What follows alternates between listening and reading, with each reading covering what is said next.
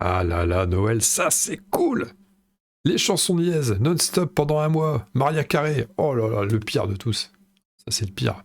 Alors, les chansons de Maria Carey, j'en peux déjà plus, hein. Je l'ai entendu une première fois tout à l'heure. Première fois de la saison, j'en ai déjà marre. Eh ben ça me promet. Enfin bon, on n'est pas là pour jouer les ronchons. D'ailleurs, on va faire semblant que cette intro n'a jamais eu lieu. On va partir comme d'habitude, style de rien. Ouais, on fait ça. Allez. Salut à tous, ici j'accélère pour la chaîne ludique Underground et en peignoir pour causer des listes pour Papa Noël version 2022. Vous savez, c'est un peu une tradition maintenant sur la chaîne. Donc 2 segments vidéo. On va commencer sur ce premier qui me concerne cette fois-ci, parce qu'on m'a fait une demande express de ce que j'avais envie pour Noël. Bah, c'est aussi parce que mon anniversaire est tout proche, hein, donc c'est pour faire d'une pierre deux coups. Et on fera un deuxième segment qui concernera les jeux que nous comptons offrir à notre entourage. Donc le premier segment sera un peu plus gamer, on va dire, et le deuxième segment sera plus joueur occasionnel, encore que de notre entourage, il commence à avoir des petits gamers en herbe, ça devient un peu expert tout ça, mais tant mieux, comme ça il sera beaucoup plus large au niveau des styles de jeu que je vous présenterai. De même, attention, on est dans un registre, on va pas forcément taper dans le jeu tout frais, tout neuf qui vient de sortir, non. Bon, vous connaissez maintenant le discours que j'aime bien employer sur ma chaîne. On va taper dans tous les sens.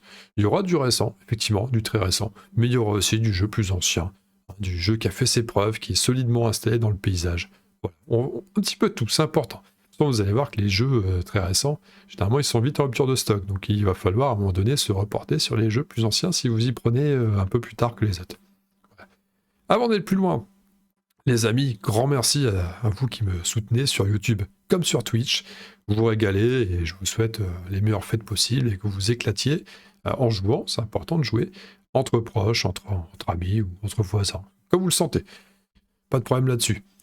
Nous, on va passer sur l'écran suivant. Attention. Voilà, hein, comme d'habitude, hein, les effets spéciaux extrêmement normaux.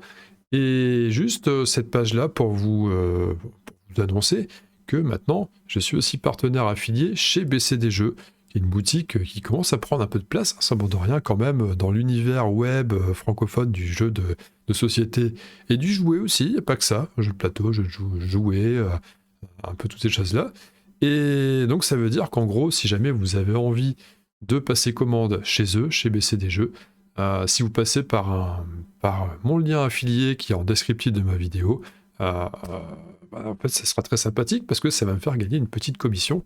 Donc n'hésitez pas, je vous encourage à le faire. Bon, pour vous ça change absolument rien en fait, hein, vous n'allez pas payer plus ou quoi que ce soit, mais moi ça me permet de vivre un meilleur Noël, c'est génial, merci beaucoup par avance. Voilà. Petit réflexe à prendre. C'est comme pour Philibert, hein, c'est pareil, si vous commandez chez Philibert, il y a aussi le lien d'affiliation. Philibert, BCD Jeux, les deux tournent pour moi. Et acceptez les cookies, hein, parce que ça, si vous le faites, mais vous acceptez pas les cookies, et ben c'est la merde, ça passe pas. Et oui, c'est le problème.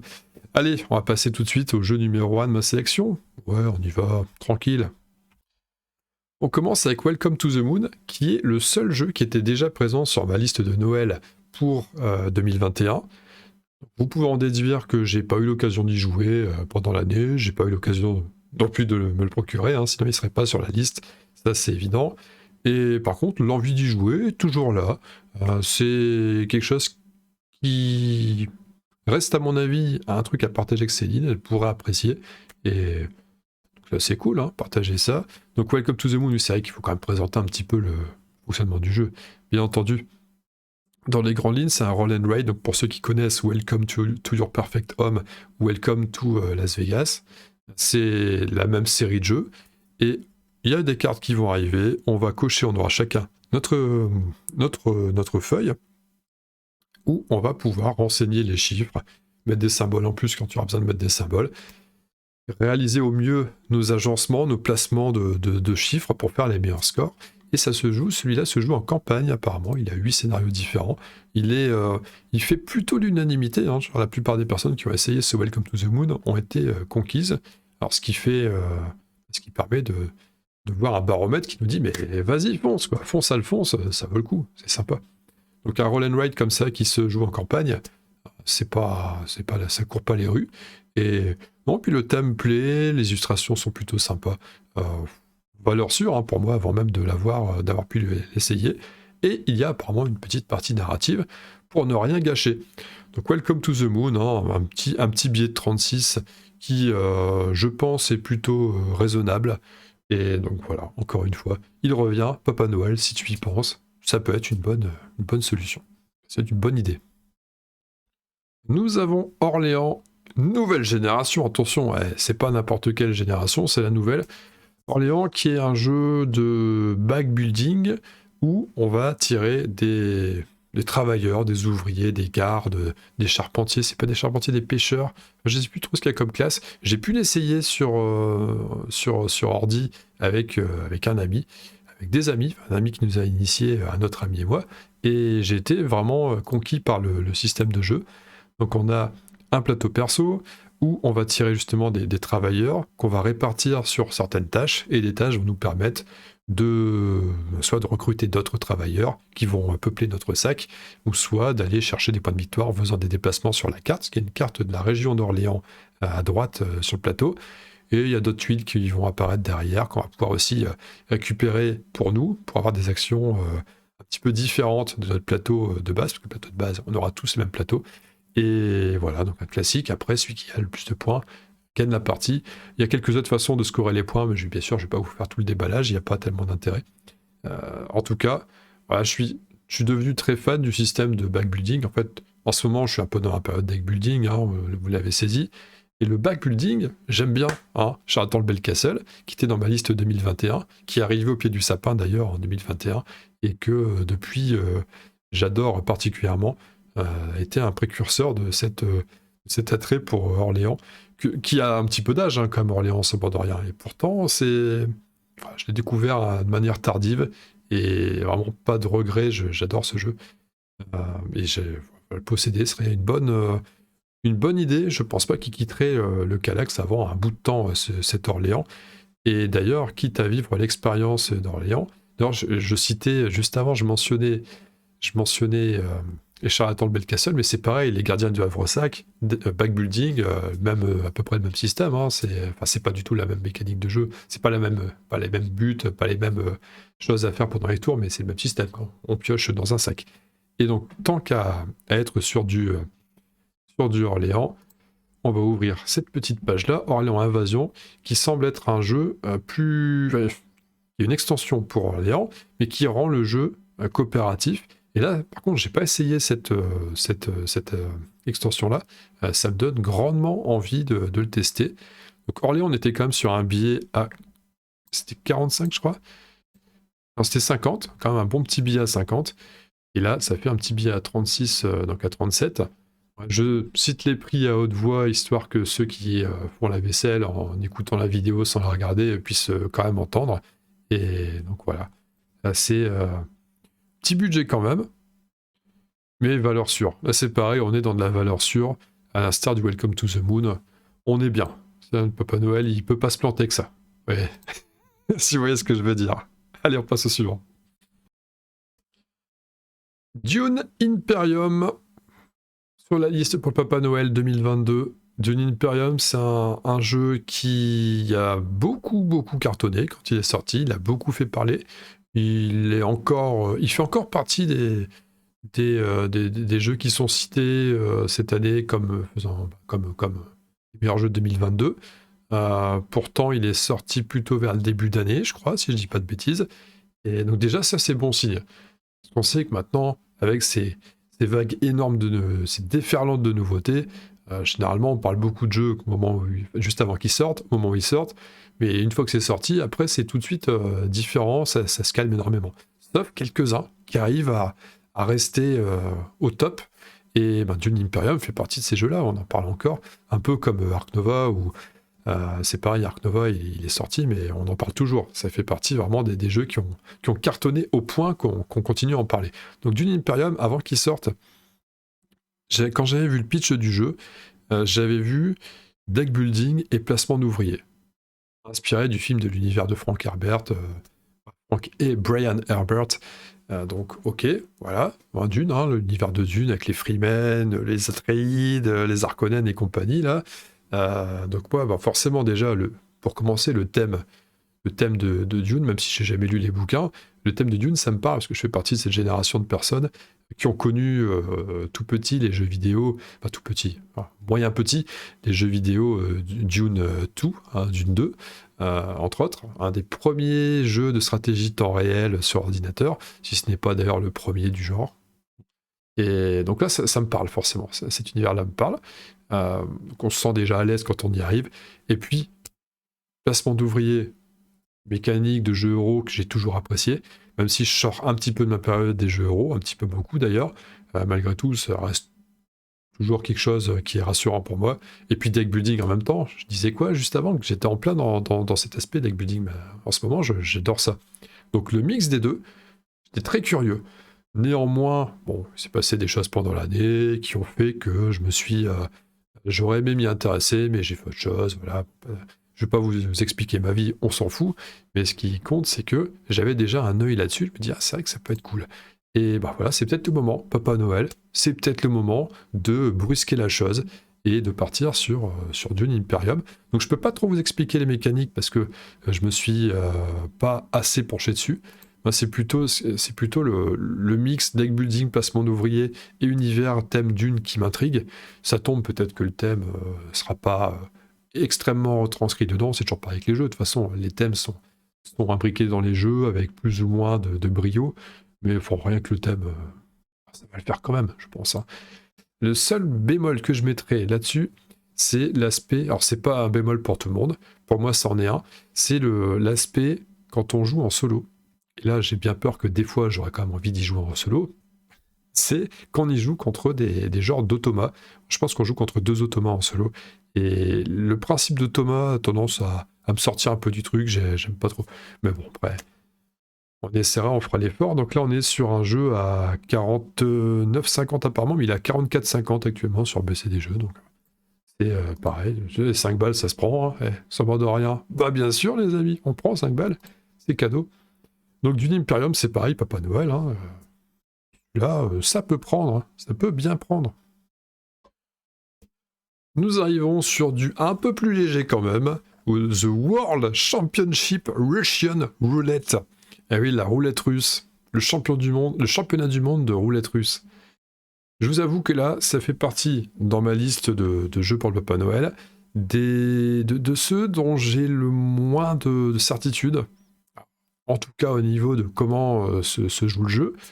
Par contre, j'étais attiré par la boîte. Ce qui est étonnant d'ailleurs, parce que l'illustration, on voit le petit bonhomme là en bas, c'est pas le style graphique qui m'attire le plus. Mais le mélange, ce tout-là, me donne envie.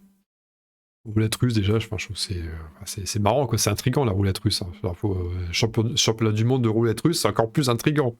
Donc c'est du jeu d'ambiance où apparemment on nous annonce du bluff, on nous annonce du stop ou encore, et on nous annonce de la simultanéité, ce qui permet des parties sans vraiment de temps mort. Ça, c'est plutôt sympa. Donc on nous dit félicitations camarades, vous allez participer au championnat du monde.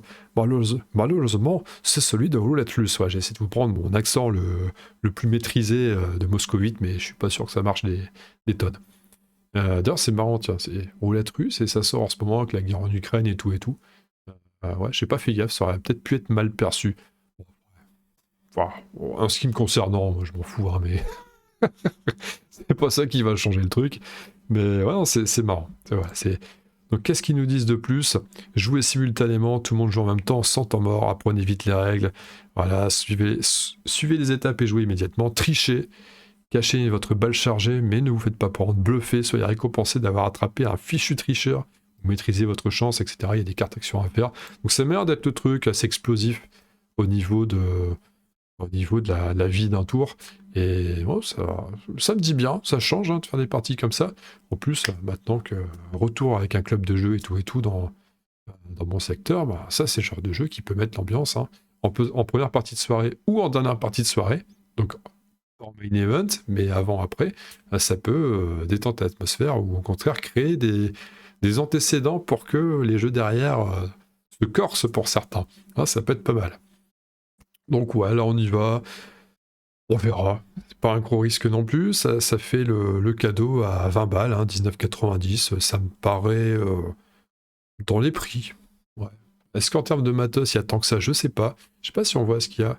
24 tuiles perso, 6 tuiles d'aide, à 42 jetons points de victoire, 30 cartes action, 55 cartes munitions, 6 dés de pari. Ouais, bon, c'est le prix avec le concept du jeu. On va dire qu'on le paye avec et c'est normal. Pas de souci là-dessus. Moi, ça me va. C'est pas choquant. On valide aussi, Papa Noël, tu peux valider celle-là. On passe sur du jeu de figurines. Pam, pam, pam, pam, pam, pam, pam, pam, pam. Star Wars Légion, qui est un jeu d'affrontement de figurines, un jeu... Alors, j'aurais plutôt tendance à dire escarmouche, même si on sait pas trop, c'est un petit peu entre les deux. Escarmouche, généralement, on a un peu moins de figurines quand même que ça traditionnellement sur les jeux de figurines. On peut pas dire que ce soit des jeux d'affrontement d'armées entières, parce que quand on voit par exemple ce qu'il y a ici sur l'illustration, on reconnaît un Dark Vador, on reconnaît un Luke Skywalker, et puis on reconnaît chaque camp a ses deux petites unités de 6-7 troopers ou soldats, et puis il y a un véhicule, quoi, un véhicule léger de chaque côté. Donc c'est pas non plus incroyable en termes de masse de figurines sur la table, mais c'est un starter set, hein, c'est normal, hein, c'est normal. On voit des dés un petit peu particuliers, on voit qu'il y a de la carte derrière, des tokens, hein, des jetons, de petites barricades en plastoc et des réglettes pour mesurer. Donc Star Wars Légion, jeu d'affrontement, pour ceux qui ne connaissent pas trop cet univers-là, enfin, je parle pas de Star Wars, mais de l'univers des jeux de figurines de manière générale, ça se joue pas sur des plateaux, mais ça se joue sur des tables avec des décors. Donc là, Star Wars, il me semble que c'est 90 cm sur 180. J'ai trouvé ça bizarre d'ailleurs, je trouve que c'est très étroit comme dimension. Et sur le Warhammer, c'était 120 sur 180, c'était un peu moins étroit quand même. Et donc voilà, on va jouer des parties, il va parfois falloir prendre des objectifs, parfois il va falloir éliminer certaines troupes adverses. On monte son armée, on a chacun un pécule de points, on va composer notre armée en fonction de ça. Bien sûr, vous vous doutez que là on est sur un starter, une boîte de démarrage. Il y aura bien d'autres boîtes à côté qui seront achetées dans le commerce pour améliorer pour augmenter nos possibilités dans la création de nos armées. Donc on va se dire, je sais pas moi, chacun va jouer, je sais plus combien de points c'est dans le jeu, c'est pas 100 points, quelque chose comme ça pour une armée, 80 points, ou 800 points, c'est peut-être plutôt des centaines, je me souviens pas du tout. Mais ça va être par exemple, tiens, allez, on fait chacun 1000 points d'armée, ok, Dark Vador va coûter 250, un régiment de Sigus va coûter 120, je dis n'importe quoi, hein, je dis complètement au pif, je connais pas. Et donc on monte notre armée, on s'affronte, on désigne le scénario à l'avance, et puis c'est parti, on déploie nos troupes, on a mis des décors, surtout on a assemblé et peint avec amour nos figurines. C'est ça qui est important dans les jeux de figurines, il faut les peindre. Alors, c'est nul de jouer avec des trucs tout gris, tout moche, il faut jouer avec du pain, c'est important. Voilà, ça me plaît. Et donc pourquoi Star Wars Légion, alors que je suis déjà parti sur Game of Thrones en figurines, sur Dracula's America et Rangers of Shadow Deep bientôt, et un autre bientôt, mais je peux pas le dire parce qu'il va arriver après. Ça change.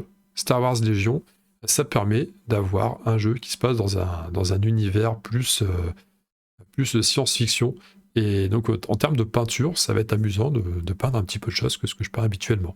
Donc, c'est pour ça. Ça me plaît bien. Puis j'ai déjà des copains qui jouent, donc j'ai envie de me mêler à ça, quoi. J'ai envie d'entrer dans la danse. Je sais que je développerai en particulier la faction rebelle.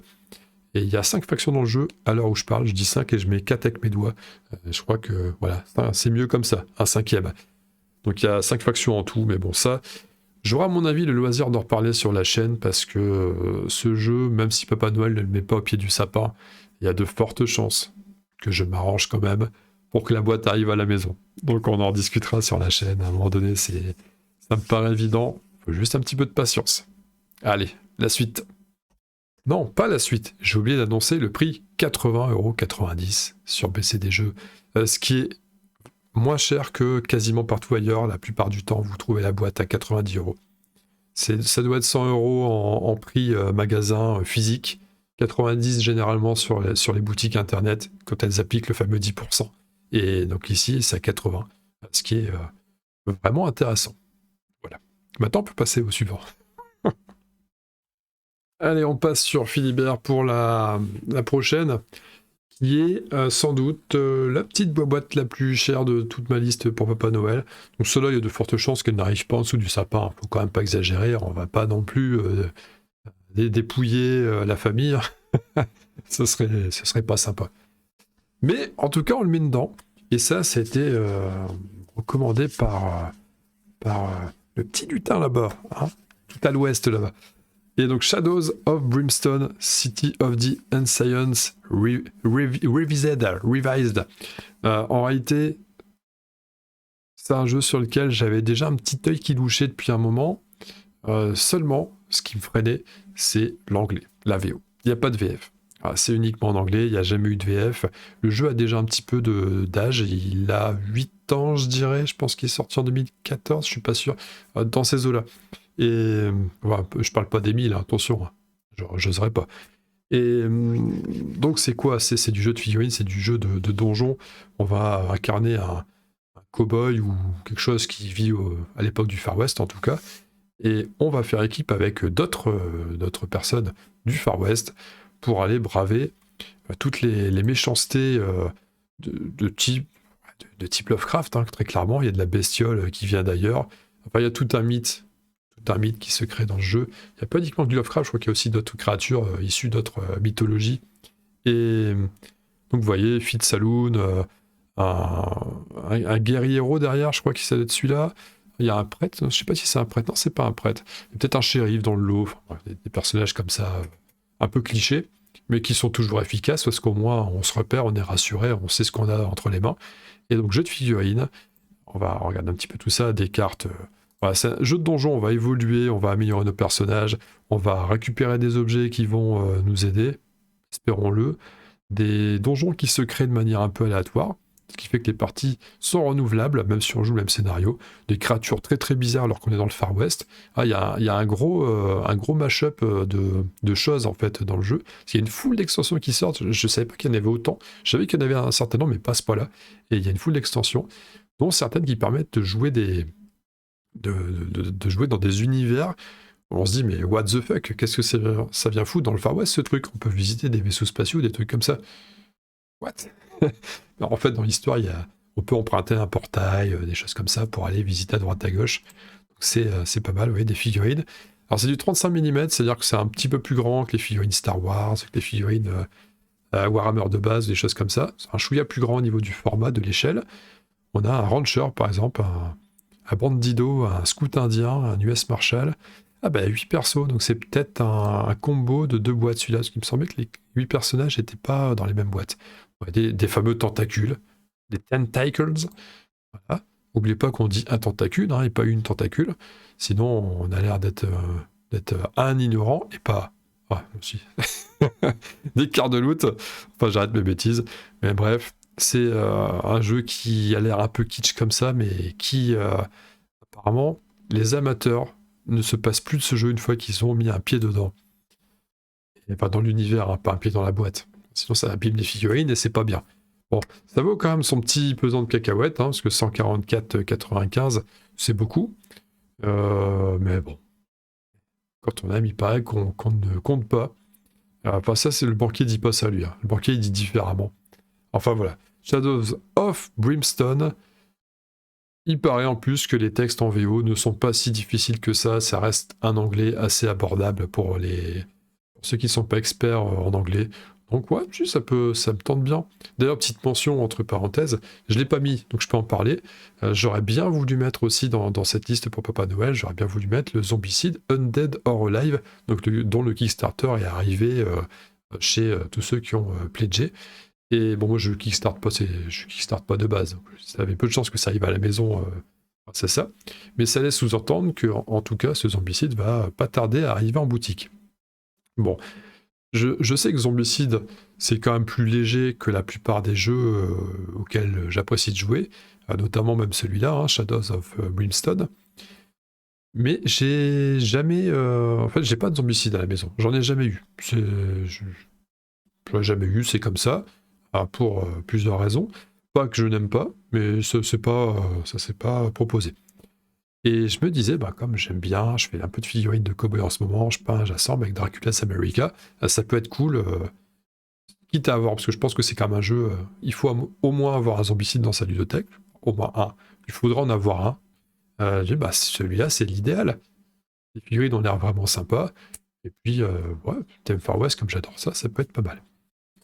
Donc s'il était déjà en boutique, je l'aurais mis dans la liste, mais il n'est pas, donc je le mets pas, mais j'avais juste envie d'en parler. Voilà, allez, on passe au suivant. C'est le moment où on passe sur les jeux un peu plus légers, étant donné que j'ai tendance à sortir un peu des jeux en ce moment et partir sur la figurine.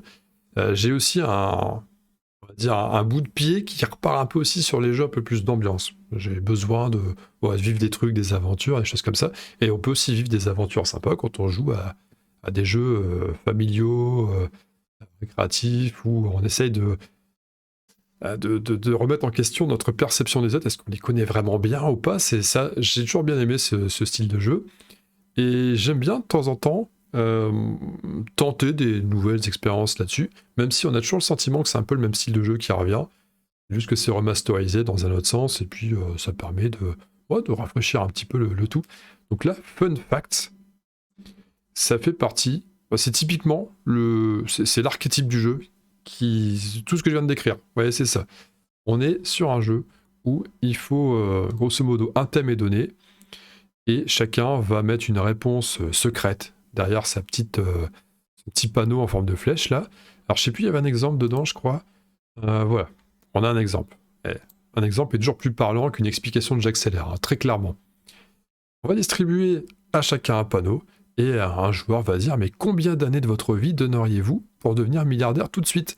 Et là, chacun va écrire donc sa réponse, hein, secrètement, ok. De l'autre côté, il va mettre son nom, hein, pour qu'on repère, bien sûr, que c'est sa réponse à lui, qui est en dessous. Et puis, le joueur qui, lui, est actif, même si, en fin de compte, tout le monde est actif, parce que chacun va mettre sa réponse, tout le monde participe, c'est ça qui est sympa avec ces jeux-là, c'est que c'est toujours vivant. Il va ensuite essayer de placer chaque flèche pour faire une frise qui respecterait l'ordre, le véritable ordre des réponses. Donc là, il va dire, ok, ben Lucie, par exemple, à mon avis, elle va pas donner beaucoup de temps, elle va peut-être donner un. Bon, le rouge, là, on sait pas qui c'est le rouge, ok. Puis ça tombe peut-être que Charlie, en fait, lui, aurait mis un aussi, mais il l'a placé là-bas. Donc après, on compare, on révèle, et puis on voit si c'est planté ou pas. Et c'est amusant, c'est marrant, c'est un moyen de discuter. C'est souvent, de toute façon, ces jeux-là sont souvent des jeux qui sont là pour deux choses. La première chose, c'est s'amuser, c'est le fun, bien entendu. Et la deuxième, c'est de générer des débats, des discussions. Mais t'es sûr? Mais attends, mais réfléchis bien. Regarde, si tu réponds ça, c'est... Voilà. Et des fois, la partie est mise en pause pendant un moment parce qu'il y a un débat extrêmement important qui, qui s'ensuit. Hein, un débat très psychologique ou très... il y a parfois des psychanalyses qui se font. Après des questions comme ça, c'est sérieux, hein, c'est très sérieux. Enfin, voilà. Donc ça, c'est un petit jeu qui est à 19,90 qui, ouais, je pense qu'il peut bien prendre. Au pire, bah, ça reste qu'un petit à 19,90, donc c'est pas non plus la mort. Et on va visiter aussi Cracklist, parce qu'on est, pareil, même registre, des jeux, c'est du familial, c'est du récréatif, c'est cool, c'est léger, qui reprend apparemment le petit bac. Et celui-là, j'ai découvert tout à l'heure, quand je préparais ma liste justement pour Papa Noël. Je connaissais pas du tout, je vois ça. La boîte me parlait pas, honnêtement, je vois Cracklist. Ouais, c'est quoi cette boîte? Ah, ça ressemble pas à grand chose. Le petit bac dans un jeu de cartes. Ah, petit bac. Et c'est pareil, c'est des jeux qui éveillent toujours la corde sensible de la nostalgie. Tout le monde a joué au petit bac, j'imagine. Hein. Je pense que là, vous dites, ah ouais, tiens, un petit bac. Et c'est souvent des bons souvenirs. Petit jeu tout con, hein, un petit bac, mais sans bon de rien. Enfin, qui a l'air tout con, mais qui fait travailler quand même la mémoire, qui fait travailler le vocabulaire, qui fait travailler d'autres disciplines d'ailleurs liées à la langue française. Et je trouve ça vraiment intéressant. Surtout que là, en plus, on commence à voir ma fille qui a 5 ans maintenant. Bah, elle va arriver au CP l'année prochaine. Donc ça va devenir... Elle s'intéresse déjà, bien sûr, à la lecture, les lettres et tout. Elle repère, hein, parce qu'ils sont élevés comme ça à l'école maternelle. Et puis Céline aussi essaye de la motiver. Et ça marche bien. Donc, même au plus jeune âge, je pense que c'est un jeu qui peut être, on va dire... en redéfinissant quelques règles pour le rendre plus accessible à un public très jeune, ça peut devenir intéressant quand même. Donc je pense que le jeu peut être à la fois fun et en même temps peut être éducatif. Hein. Bon, on n'a pas peur de dire ce terme-là, c'est carrément le cas. Donc là, apparemment, on nous dit quoi? Cracklist, un jeu qui met l'ambiance dans vos soirées avec sa revisite sa revisite fun du célèbre petit bac. Parviendrez-vous à vous débarrasser de vos cartes? Voilà. Donc si j'ai bien saisi, on a des cartes avec des lettres et on a quelque chose qui va sortir. Je crois que sur un exemple, c'était... ouais, on le voit là en dessous. Les règles sont simples, une liste est choisie, chacun à votre tour débarrassez-vous de votre main en proposant des réponses qui commencent par des lettres de votre carte. Exemple, chanteuse, carte A pour Angèle, carte B pour Beyoncé. J'avais vu un autre exemple, alors je sais plus, c'est peut-être pas sur ce site-là, j'avais peut-être vu sur autre chose. Quelque chose qui devait finir par Ul, je crois. Ouais, alors j'ai peut-être pas pris le bon exemple, parce que ça pourrait dégénérer. Ouais, je vais tout de suite m'arrêter là, vous avez compris de toute façon le principe du jeu. Il faut vraiment que je stoppe là. Allez, on passe à autre chose. 17,01 pour celui-là, il y a un petit 5%, vraiment toujours sympa, hein. On gratte 1 euro, mais 1 euro, c'est bien 1 euro. C'est toujours mieux que de ne pas le gratter. Allez, quel argument? Je suis un vrai commercial, moi, hein, c'est incroyable.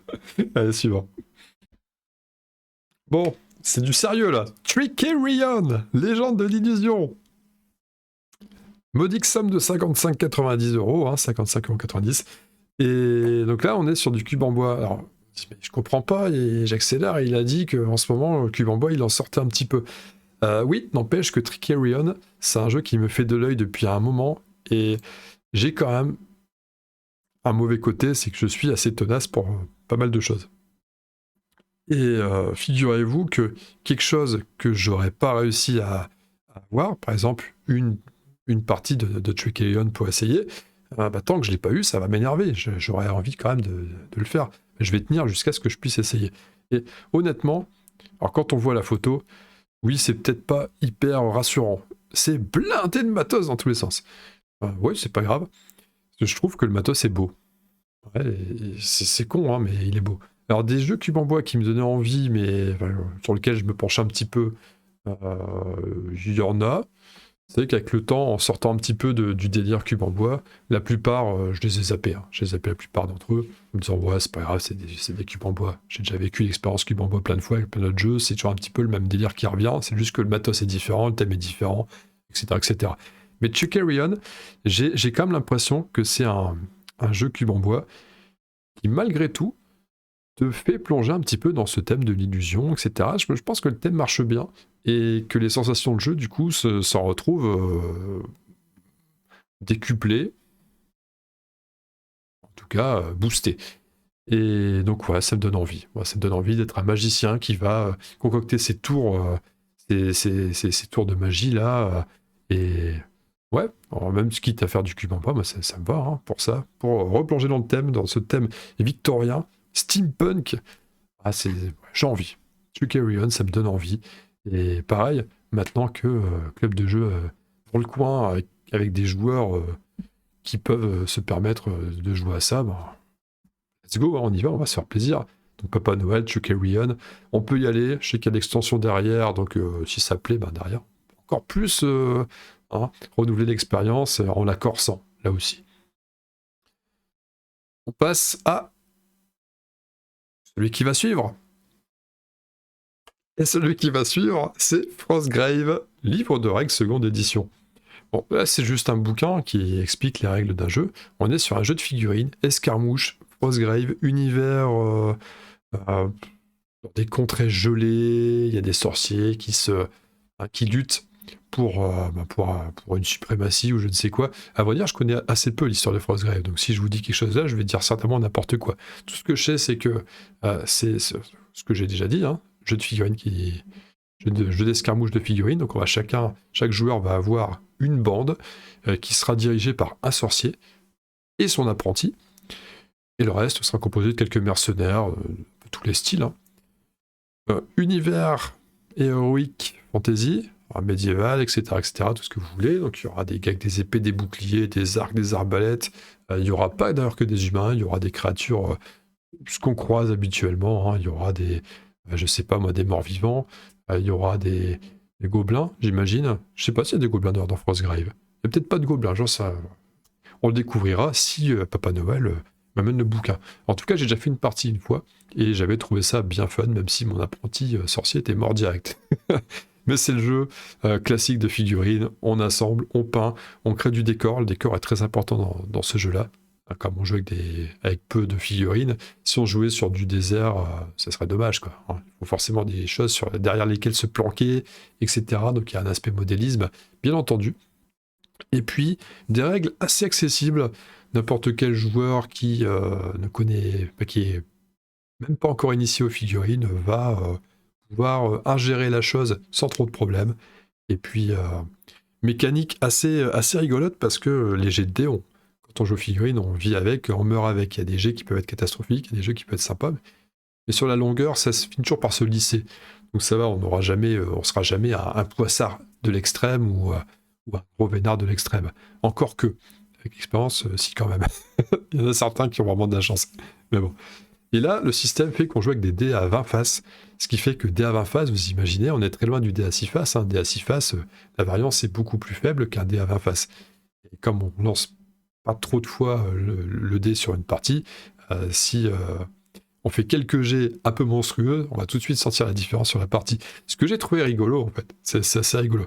Donc on part dans ce jeu sans forcément... D'ailleurs, je vous ai pas montré ce qu'on peut voir à l'écran, ce qu'on voit sur la boutique, mais classique des figurines, il y a des statistiques, des machins, des caractéristiques plutôt. Et on en verra pas plus, je crois qu'il n'y a pas plus que ces 3 images-là. Non, il n'y en a pas plus.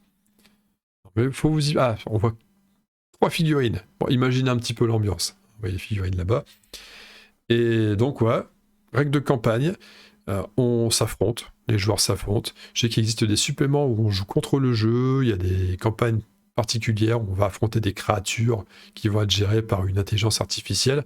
Bon, enfin, c'est les règles du bouquin qui vont dire, attention, les figurines, les ennemis chargent automatiquement les figurines les plus proches. Si elles sont pas plus proches, ils vont se diriger vers la plus dangereuse, machin, un truc, ce qui est déterminé par d'autres règles. Bref. Mais ça reste quand même assez léger, je fais exprès, là, je fais exprès de donner ce genre de détails pour me la jouer expert, mais pour dire, oh, attendez, jeu de figurines, ça reste quand même pour des joueurs, de vrais joueurs, quoi, ceux qui jouent sont des vrais. Mais en réalité, ça reste quand même abordable. Donc voilà, Frostgrave, donc c'était le jeu dont je disais tout à l'heure, oui, il y a notre jeu de figurines dont je voulais parler, c'était celui-là. Donc, je suis pas encore lancé dedans, mais comme j'ai déjà des figurines des figurines qui peuvent faire sorcier, etc. En fin de compte, le jeu, je pourrais presque déjà y jouer avec le bouquin. C'est pour ça que c'était un call intéressant pour Papa Noël. Papa Noël, Frostgrave. Valeur sûre aussi. En plus, le froid, l'hiver, la Laponie, ça va passer, ça. Vous allez voir, ça va passer, Frostgrave. Et tant qu'on y est, on finit de parler de figurines comme ça. Après, vous êtes tranquille avec les figurines. Je sais que vous n'êtes pas tous fanats de figurines. Donc ouais, et promis après ça, je vérifie, ça tombe, c'est pas vrai, mais je pense que si. Après ça, on sera bon. Vous avez vu, il y a quelques temps, j'ai publié une vidéo, une espèce de vlog, où je parlais d'un tournoi que j'avais disputé avec une armée de peuples libres dans un jeu qui s'appelle A Song of Ice and Fire, en français le Trône de Fer. Et donc voilà, mon armée avance bien, se complète bien. Et il y a une petite boîte qui sort là dans pas longtemps avec des nouveaux personnages, dont un barde qui me fait rêver. C'est Mance Raider sous les traits de Abel le barde, je crois, quelque chose comme ça. Enfin voilà, donc peuple libre toujours, des personnages. Jon Snow quand il est côté sauvageon. Et puis un gros sanglier. Un gros sanglier, c'est quand même cool. Voilà, simplement ça, ça me botte bien. De même que ces oursières, même si là elles sont en rupture de stock. D'ailleurs, j'avais parlé du prix du bouquin de Frostgrave tout à l'heure, 30 balles, à l'oral, pour ceux qui écoutent. Je sais plus, donc je le dis au cas où il est à 30. Et là, c'est des boîtes qui sont à 31,50.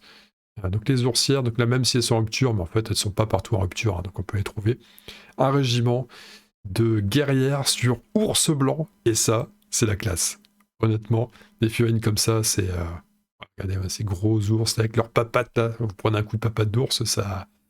Vous dégustez, c'est clair. Des figurines qui sont plutôt sympas. Honnêtement, les figurines... En général, les figurines de Azoyaf, là, du Trône de Fer, je les trouve vraiment chouettes. C'est vraiment bien. Elles sont propres, elles sont agréables à peindre. C'est un régal de les peindre. Même en n'étant pas un vrai grand peintre comme moi, c'est un régal. Voilà, je ne parlerai plus de figurines, ne vous en faites pas. On va finir sur... Il me reste plus grand chose. On va finir sur du truc mignon. Très mignon. On y va. Et il n'y a pas plus mignon que du Horror Arkham, hein, bien sûr. Bien sûr que oui, il n'y a pas plus mignon que ça. Donc, Horror Arkham, le JCE.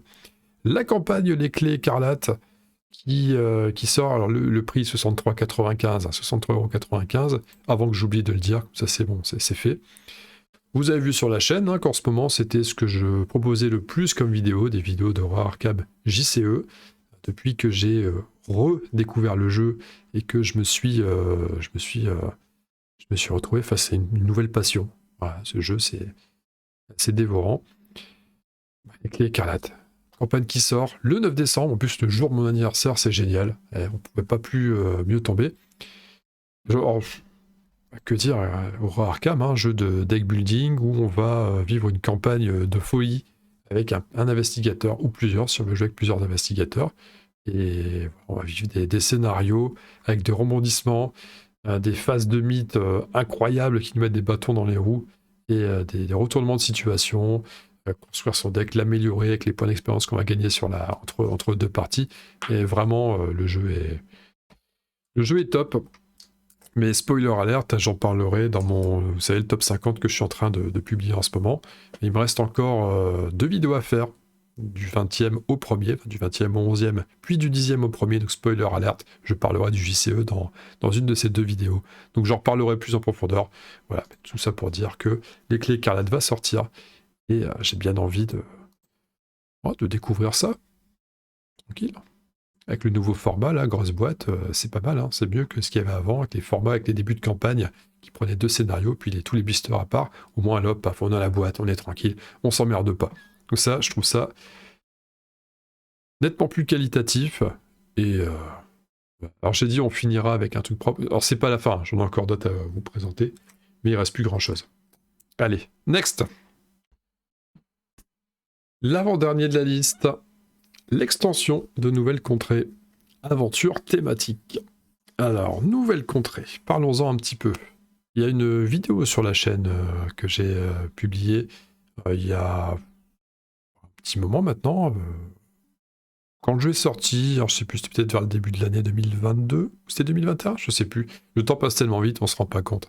Et donc, Nouvelles Contrées, c'est quoi? Si vous êtes familier avec les jeux de type Dixit, avec des images très abstraites, qui vont essayer de vous faire passer des messages, il va falloir faire les bons choix, choisir les bonnes cartes pour avancer, ou se planter si on prend la mauvaise.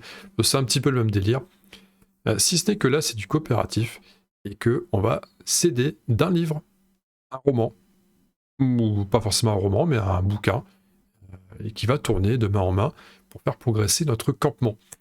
Et donc on va commencer à un certain endroit du bouquin, on va mettre une carte qui représentera le lieu final, la destination finale, plus loin dans le bouquin, donc selon la difficulté de la partie qu'on aura envie d'instaurer, ça va être plus ou moins loin bien sûr, et donc un premier joueur va prendre le bouquin, il va disposer 4 marque-pages, vous voyez, donc les fameux marque-pages qui sont assez abstraits dans les illustrations, on voit peut-être pas beaucoup d'ici, mais faites-moi confiance, suivez-moi aveuglément. Et un joueur va lire un passage du bouquin, 6 lignes. Et il va ensuite sélectionner, sans le dire, dans sa tête, un des 4 marque-pages qu'il aura posé de manière à représenter les 4 points cardinaux, nord-est, sud-ouest. Donc un des 4 marque-pages, pour qui l'illustration sera le plus en adéquation avec le texte qu'il viendra de lire. Les autres joueurs, eux, vont essayer de deviner de quel marque-page il s'agit. S'ils trouvent le bon marque-page, alors on va progresser dans le bouquin, c'est-à-dire que le prochain passage qui sera lu sera un peu plus proche du marque-page final. S'ils se plantent, tant pis, ils vont perdre des lettres. Donc on a des lettres qui font office de compte de points de vie, en gros, si je caricature la chose. Et bien sûr, alors il n'y a pas que ça à faire, il y avoir des petites choses aussi à prendre, parce qu'on peut récupérer des jokers dans le jeu. Et les jokers, on va les récupérer si on arrive à réussir des missions annexes. Alors, j'utilise pas forcément les termes du jeu, là, c'est pas les termes officiels, mais des petites missions annexes du style, par exemple, si dans le passage, il y avait 5 fois le son ou, vous gagnez cette mission annexe. Donc à chaque fois, il va falloir à la fois écouter le passage et dans sa forme, mais aussi le passage dans son fond. Et c'est là où c'est marrant. Il y a une double écoute qui se fait, et sans mot de rien, c'est pas si évident que ça. Parce qu'on aura le droit qu'à une seule mission annexe, et si on se plante, on se plante, quoi. C'est tout, on peut pas en valider une autre. Donc c'est assez amusant. Et je vous épargne l'histoire des gages, donc je vous épargne pas, parce que je vous les raconte là maintenant, je vous le dis. On peut jouer aussi, on peut prendre un peu plus de risques en imposant un genre de gage au lecteur, qui va par exemple devoir lire tout le texte à l'infinitif. Tous les verbes seront forcément à l'infinitif, il va devoir faire la transposition en direct. Et par contre, si derrière, après avoir fait ça, les autres trouvent quand même le bon marque-page, et bien ça permettra d'avancer encore plus loin dans le bouquin. Donc il y a une petite prise de risque qui est récompensée si ça va bien. Donc ça, c'est le jeu de base. Les extensions, l'extension là, je ne sais pas ce qu'elle apporte, mais j'ai trop envie de deviner.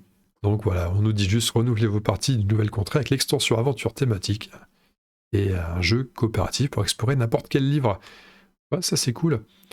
Il y a... On nous dit quand même horreur, échapper à une bête féroce et horrifique qui vous poursuit. Polar, retrouver et arrêter Von X en menant une enquête policière. Fantasy, arpenter un monde fantastique et prouver que vous êtes l'élu. Et science-fiction, vous voyagez de livre en livre, comme autant de monde que vous... Alors, en fait, on n'en sait rien, parce qu'on nous dit ça, mais ça reste intriguant, cette histoire. Alors, l'extension vient de sortir. Vraiment, ça fait peut-être une semaine, 10 jours qu'elle est sortie. Bon, là, ici, elle est en rupture, mais elle n'est pas en rupture partout. Il y a des sites sur lesquels vous pouvez la trouver facilement. Et forcément, en ma qualité d'écrivain, eh bien, ce genre de jeu, j'adore, moi. J'adore ce qu'il peut mettre en avant le bouquin. C'est très marrant de le jouer. Et d'ailleurs, c'est sur Saphira qu'on avait joué sur la vidéo de la chaîne. C'est très marrant de jouer à ce jeu avec le bouquin qu'on a écrit. C'est très drôle. C'est vraiment très drôle. Donc, partie toujours renouvelée parce qu'on change de bouquin. Et puis, cette extension, j'imagine, renouvellera davantage l'expérience. Donc, si vous aimez l'écriture, la littérature, et si vous aimez, pas l'écriture, ça n'a rien à voir, mais pour ce jeu, mais si vous aimez la littérature et que vous aimez les jeux avec illustration abstraite, allez-y, foncez. C'est édité par Olibrius, qui est une maison d'édition qui se spécialise. Alors, pour l'instant, c'est son premier jeu, et je sens que cette maison d'édition, je l'adore déjà. Je sais pas pourquoi, mais j'aime bien la ligne éditoriale de la maison d'édition. Enfin, j'aime bien le concept de leur maison. Vraiment, je trouve ça chouette. C'est aussi pour ça que je passe un peu plus de temps à parler de cette extension-là et du jeu que pour les autres jeux. Parce que je pense qu'il mérite d'avoir un peu plus de visibilité. Allez, on laisse quand même un petit peu le place aux autres. Donc cette extension-là, 17,90€ pour un gros paquet de marque-pages avec des nouveaux marque-pages images et j'imagine des nouveaux gages, des petites règles en plus, des choses comme ça. On finit avec quoi? Attendez, on va aller chercher les œufs dans le jardin? Non mais c'est pas Noël, ça c'est Pâques, attendez, c'est Pâques. Je suis vraiment nul en mise en scène, hein. Je suis nul à chier, allez, on va passer à la dernière. En plus, je suis tellement nul en mise en scène que c'est un gros fail. J'avais oublié, j'avais encore celui-là. Donc c'est pas le dernier, il y en a encore un après. Ouais, c'est ça, c'est bon. J'avais oublié Paper Tales édition intégrale. Il a 44,90€. Et donc Paper Tales, c'est pareil, là c'est une édition intégrale, c'est une réédition en somme, qui englobe le jeu de base et son extension. Ou c'est 2 extensions s'il y en avait 2? Je crois qu'il n'y en avait qu'une, j'ai un doute. Et donc, alors, ce jeu-là, c'est marrant. Il m'a toujours attiré. Bon, le hasard des choses a fait que j'y ai jamais joué, au final, que je l'ai jamais eu dans le Calax. Et quand j'ai vu l'édition intégrale qui ressortait, je me suis dit, tiens, ça va être l'occasion, pourquoi pas? Allez, let's go. Et pourtant, je suis incapable de dire comment ça se joue. J'ai toujours apparenté ça à un genre de Seven Wonders, même si dans les faits, c'est pas vraiment un Seven Wonders, hein, j'imagine que non. Ça se joue en 4 ou 5 âges, 4 âges, je crois, ouais, parce qu'on voit un 4 ici. Et donc chacun va monter son royaume, j'imagine, avec des cartes qui vont... des troupes aussi pour se défendre, peut-être une notion d'agressivité. Honnêtement, je sais pas. J'ai toujours voulu me laisser la surprise de ce jeu. Donc, je vais pas vous dire grand-chose. Je peux à la rigueur vous lire le pitch, hein, mais je peux pas vous dire grand-chose d'autre. Alors on va le lire encore un petit peu. En tant que monarque d'un royaume, marquez le plus de points pour écrire votre légende. Sélectionnez à chaque tour la meilleure combinaison d'unités. Elle symbolise votre royaume, à travers ses guerres et ses accomplissements. Mais l'espace est précieux et l'usure du temps balaye vos unités. Oui, c'est vrai que je me souviens qu'il y avait un principe d'unité qui vieillissait.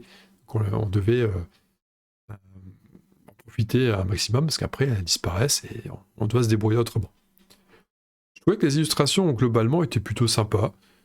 Ouais, on voit. Choisissez, combinez efficacement vos unités, produisez des ressources, construisez des bâtiments et remportez des guerres. Gérez bien votre espace et le vieillissement de vos unités. Inclut 2 extensions, donc c'était bien 2 extensions, et un mode solo. Donc, dans la partie de 30 minutes, donc c'est un jeu qui regroupe pas mal de critères qui font que ça peut se sortir plutôt facilement, à l'instar du jeu dont on parlait tout à l'heure, c'était quoi la roulette russe, championnat du monde de roulette russe, ça peut efficacement être un jeu de début de soirée ou de fin de soirée. Plutôt début, je crois, parce que généralement, enfin, on a envie de faire des trucs quand même plus folkloriques, plus fun. Et ouais, les illustrations, effectivement, sont mignonnes, sans être incroyables, mais c'est le parti pris. Et ça me va. Vraiment, ça me donne envie.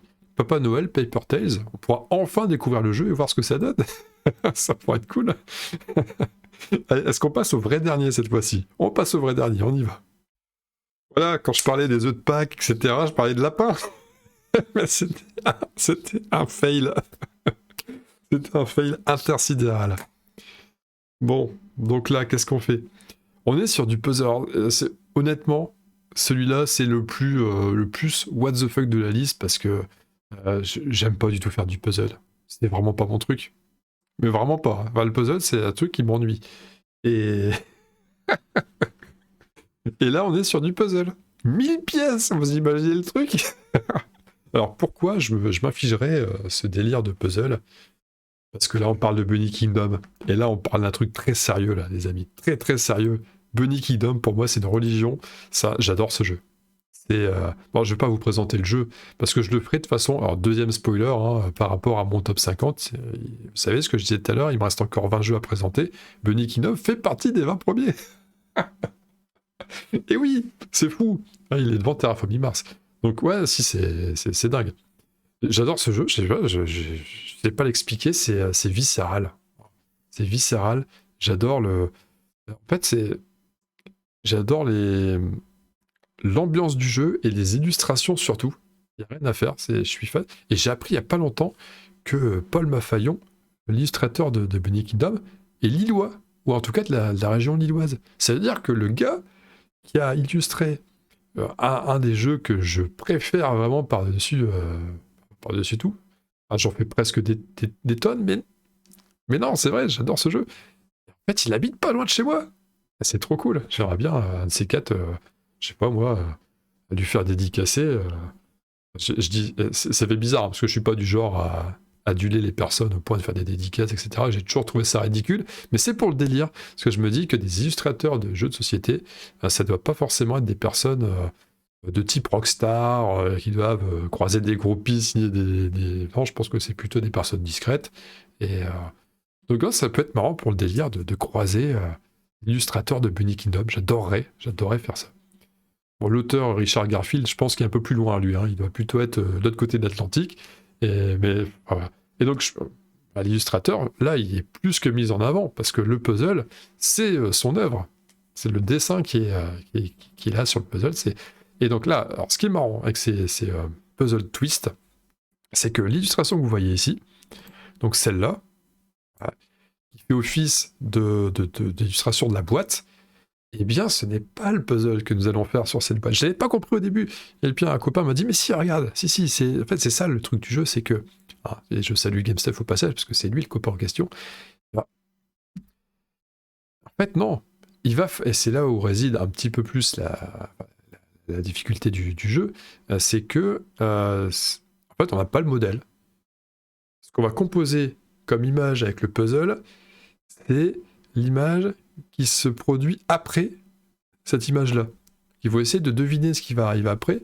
Alors j'imagine que là, parce que ça fait clairement penser Indiana Jones, la fameuse scène où il a sa bourse d'écus, là, où je sais plus, il a du poids dedans, il a quelque chose de lourd, et il prend la statuette, et hop, il vire la statuette, il s'empare de la statuette en posant le sac pour que le poids reste le même, pour pas déclencher d'éventuels pièges, sauf que manque de peau, il y a la grosse boule qui arrive derrière, et ça se passe finalement pas aussi bien. Donc là, on imagine qu'il va y avoir un truc derrière, il va prendre la carotte et il y a peut-être une grosse boule qui va arriver derrière. On n'en sait rien. Ce qu'on sait, c'est que on voit bien hein, sur le début de puzzle qui commence à se composer là sur l'illustration, c'est pas la même illustration. Il a la carotte entre les mains. On voit un bout de visage, il n'a pas l'air d'être ravi de la situation, donc effectivement, il y a un piège qui a dû se déclencher derrière. Donc c'est pour savoir comment ça se passe, il faut composer tout ce puzzle le yellow là. Et donc voilà. Honnêtement, je déteste les puzzles, mais alors pour Bunny Kingdom, pour Paul, vas-y Paul, pour toi Paul, on va le faire. Hein, on va monter du puzzle 1000 pièces. Je sais pas combien de temps ça me prendra. Et voilà, c'est fou quoi. Ah, qu'est-ce qu'on ferait pas pour Bunny Kingdom? Et donc ça vaut 16,90 €. Bon, ça m'éclate, hein, 16,90 €. Je pense que... Vous voyez, c'est à l'instar du Star Wars Légion, je pense que ça va arriver à la maison, ça. Ça, je sens, même s'il n'est pas au pied du sapin, le puzzle Bunny Kingdom, il va arriver. Et il n'arrivera pas seul, parce qu'il y en a deux. Il y en a deux. Il y a deux puzzles Bunny Kingdom. Là, c'est la version In the Sky, qui correspond à l'extension de Bunny Kingdom. Ouais, ça, c'est incroyable, quoi. Il y a deux puzzles Bunny Kingdom, donc deux fois le même effet twist, là, vous voyez, pareil, hein, le puzzle qui est en train de se composer, le lapin, il n'a pas l'air enchanté par ce qui se passe, donc il doit se passer quelque chose qui le dépasse. Et j'ai envie de voir ce qui se passe, moi, je suis trop... Donc ça, c'est la classe, vous voyez. Vous assemblez vos deux puzzles 1000 pièces Bunny Kingdom, donc 2000 pièces en tout. Hein, vous les faites, alors je sais pas, mon tonton, il faisait ça, il assemblait des gros puzzles, mettre sur des planches et tout, et il accrochait ça sur son mur. Je pense que pareil ici, hein. C'est Céline qui va regarder, elle va dire attends, mais qu'est-ce que tu viens faire avec tes puzzles de lapin là? C'est quoi cette histoire? Et ce qui sera marrant, parce qu'elle qui est plutôt du genre à aimer les trucs tout mignons, tout beaux, pour une fois je vais dire regarde, c'est mignon tout beau, je vais mettre ça. Et elle peut dire non, non, non, tu ne mets pas ça. On va voir qui porte la culotte ou qui porte la carotte. On verra qui porte la carotte. Bon, en attendant, voilà pour ma liste pour le Papa Noël. On va rester sur cette magnifique image de... On va remettre l'autre, parce que quand même classe ce lapin. Hein. Ce que vous en pensez, mais il est génial. Voilà pour ma liste de Noël version perso. Donc c'est vraiment les jeux que j'aimerais avoir, enfin les jeux ou les choses qui me brancheraient de voir au pied du sapin. Bon, bien sûr, je m'attends pas à ce que tout soit au pied du sapin. Hein. Là, c'était une liste pardon, très gourmande. Si j'en ai ne serait-ce que un, je serais déjà content. Faut jamais bouder son plaisir. Et il faut se dire qu'il y en a qui ont moins de chance que nous et qui peuvent parfois ne rien avoir du tout. Donc non, ça reste la fête ultra commerciale et compagnie. Donc non, bon, on se met pas de pression. Ce qui compte, c'est de partager des bons moments avec son entourage. N'oubliez pas que c'est le plus important, hein, ça, bien avant les jeux. Je vous laisse là-dessus. Je vous laisse méditer sur cette phrase sage et pleine de philosophie. Et puis, j'espère quand même que ça vous a plu, cette histoire de liste de Noël. J'espère qu'il y a des trucs qui vous avez trouvé cool. Bon, il n'y a pas tant de nouveautés que ça. Vous avez vu, il n'y avait pas Ark Nova d'ailleurs. Hein, c'était quasiment annoncé. Et puis on se voit dans pas longtemps pour le deuxième segment. Entre deux, je pense qu'il y aura un petit Aura Arkham JCE et donc l'épisode 6 de la campagne Carcosa. Et il y aura certainement aussi entre les deux la place 20 à la place 11 de ce fameux top 50 All Time of the World. Allez, je vous fais des très très gros bisous et je vous dis à très bientôt et à très vite. Salut!